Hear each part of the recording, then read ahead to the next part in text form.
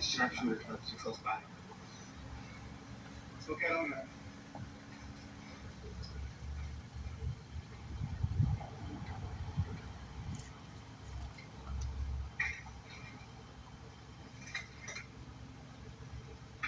Must be 5 of them up there. I can take them. No. You're gonna have to do anything. I'll go. Hey, how you doing? How you doing? They want to ride. They want to come on my street. And not now they're staying up the front on the main highway. They normally come down here on the street day and night.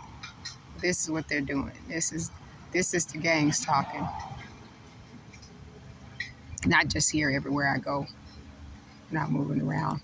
They're trying to make it look like I'm delusional, and they're reposting my posts, and somebody was talking about suicide, and I was, telling them that it really wasn't that bad, and that they'll be okay, and they reposted it as if I was suicidal and everything. But I have it being investigated by TikTok as well as YouTube with the fake content that they've actually been changing my content, and that they have taken payment from my account.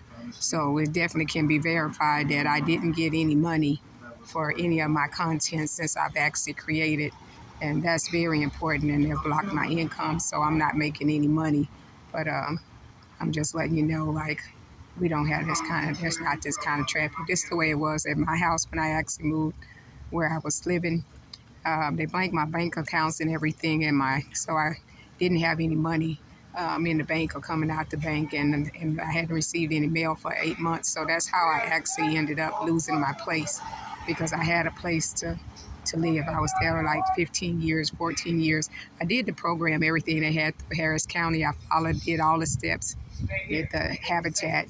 They started giving me a hard time that after 16 hours, that's all I had left. And then they was talking about me not being able to pay or something. And then had just got a back pay of $38,000, 36, and everything for my back pay for my Social Security. So I didn't really understand that. However, that's what they said. And I actually had went out because I went back to work, and I lost my husband, and then I stopped working. So that's how I went back, and yeah, so I couldn't keep up at the same pace that I was, because based on it was really a very stressful job. So none the least. But yeah, so they've been saying like now I have like I'm in a mental institution. I have someone taking care of me and all kind of crap. And then they have me on the dark web, and cameras installed, surveillance, illegal surveillance at that. They're attacking my character. That's big to me. It may not be much to somebody else, but don't do that. I haven't done anything to anybody. I'm not asking anybody, for anything but what belongs to me. But gang stalking is stopping me from finding a place to live and not being able to get a place based on all of this stuff that they're actually doing. It's a bit much. So, I don't care about them riding. I don't care about, them even stalking and going wherever I go. It's been going on since like February, March now. So my income has been affected extremely. I don't have access to my accounts. There's, far as I got putting money on prepaid cards or getting direct deposit on it, then have to get it out because then they know the card number or it's blocked or the PIN has been changed and just all of that. This is a high level and everything, My local government isn't helping me, and the White House isn't helping me either.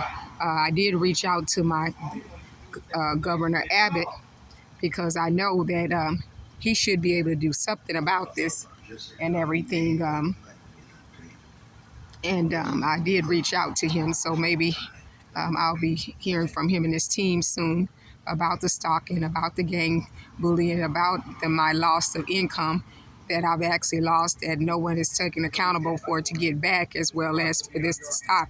You guys not realizing that the things that you take for granted is your freedom and your freedom of speech, and to go and do what you want to do and use your phone like you want to, and contact who you need to, and take care of your business and receive your mail and know how to pay your bills. But when you're getting absolutely nothing because everybody at the post office is working in together, and you can't go to the phone companies and get any help because they're working together, and you can't turn around and find a place to live because when you go, they're working together, or somebody gets a phone call and then they're paid off, and then you're back to where you started from originally, back to square one.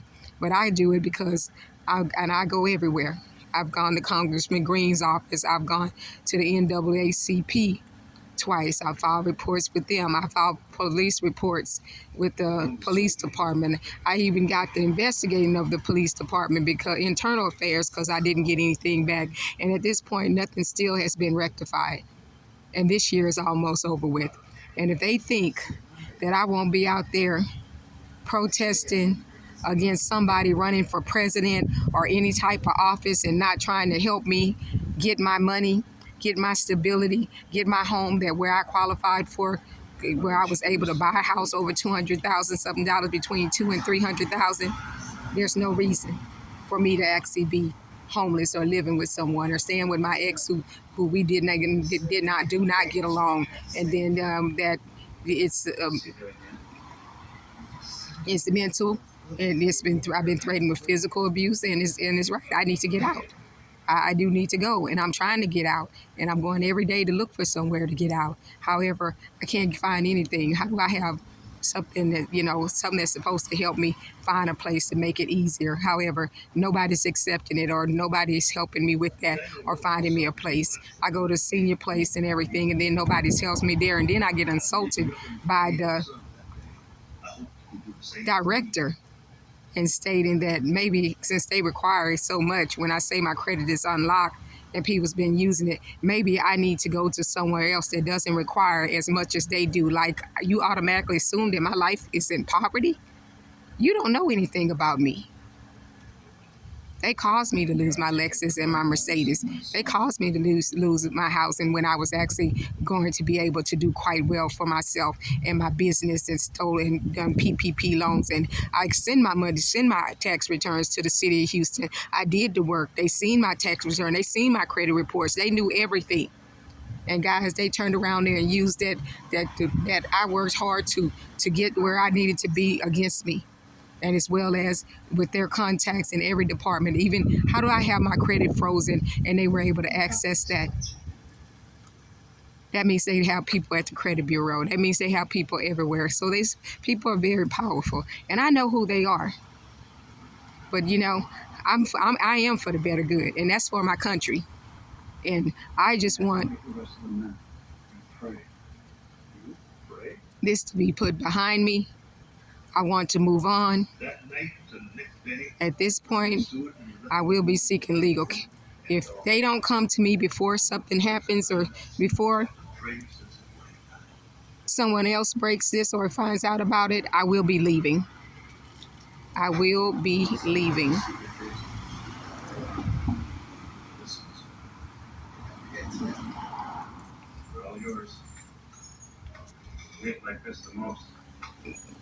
I'm going to be trying to reach out to someone to see what can actually be done for as legally.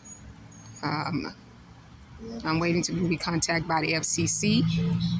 That's something that's important.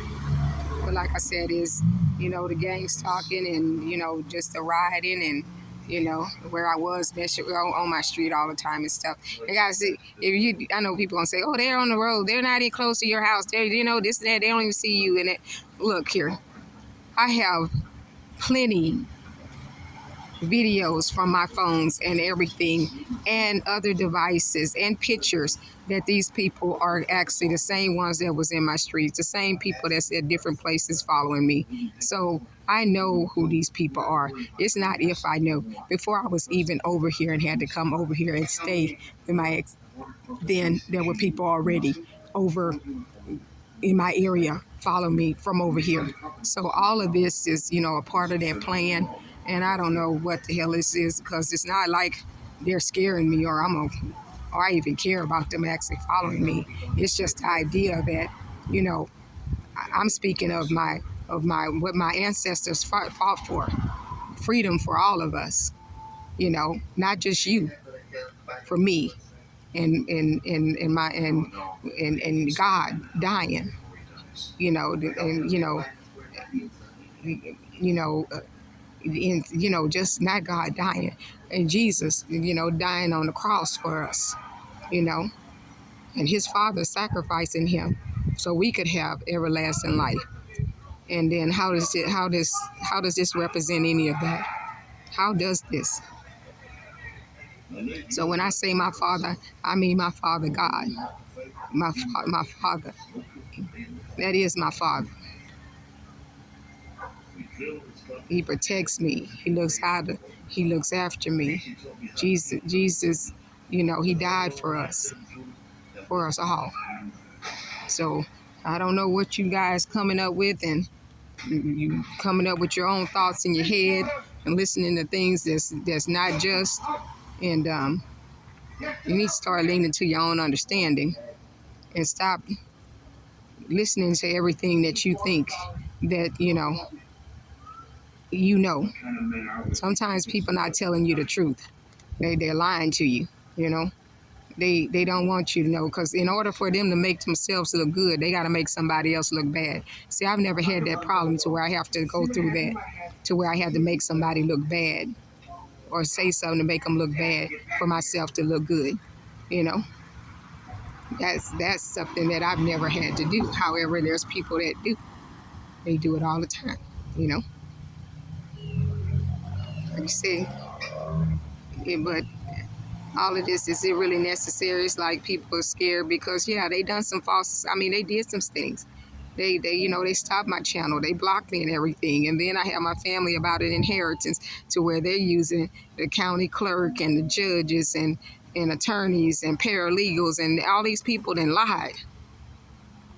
And they didn't done anything for clout. All this for money. Everybody's doing everything. Everybody with a business. Everybody that has something going on. You know. Like, this is really necessary. This isn't necessary. It's not.